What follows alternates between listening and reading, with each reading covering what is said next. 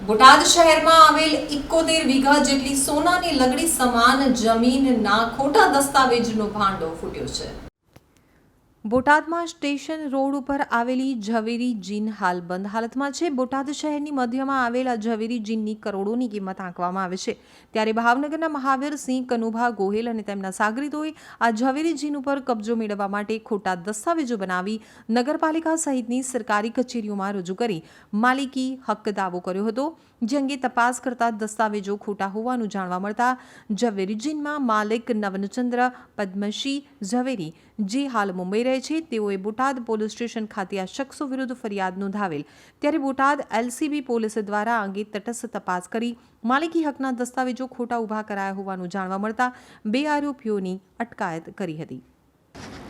જી, બોટાદ શહેર ખાતે જે ઝવેરી જીન આવેલું છે એની જમીન અંગે અગાઉથી દીવાની દવા ચાલુ જ છે અને બાદ ભાવનગરના રહેવાસી મહાવીરસિંહ કનુભા ગોહિલ અને એના સાગરીતોએ આ જ જમીનના ખોટા દસ્તાવેજો, પાવર ઓફ એટર્ની વગેરે બનાવી અને નગરપાલિકા ખાતે તેમજ અન્ય સરકારી કચેરીમાં રજૂ કરેલ હતા અને વાંધાઓ રજૂ કરેલ હતા।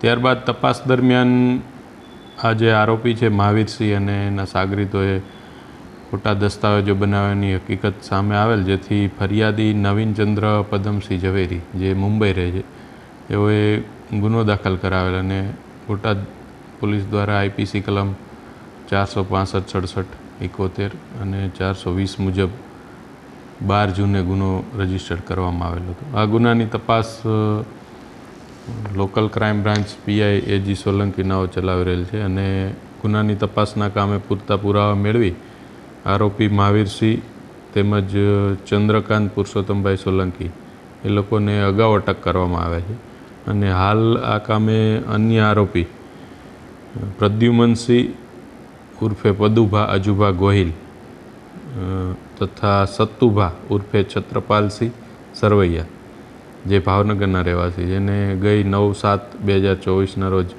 અટક કરવામાં આવ્યા છે અને હાલ તેઓ પોલીસ કસ્ટડી રિમાન્ડ પર છે અને હાલ આ ગુનાની વિગતવારની તપાસ લોકલ ક્રાઇમ બ્રાન્ચમાં ચાલુ છે। આ સિવાયના કોઈ આરોપી અંદર સામેલ છે કે કેમ છે એના વિશે એ તપાસ દરમિયાન અમે કહી શકશું।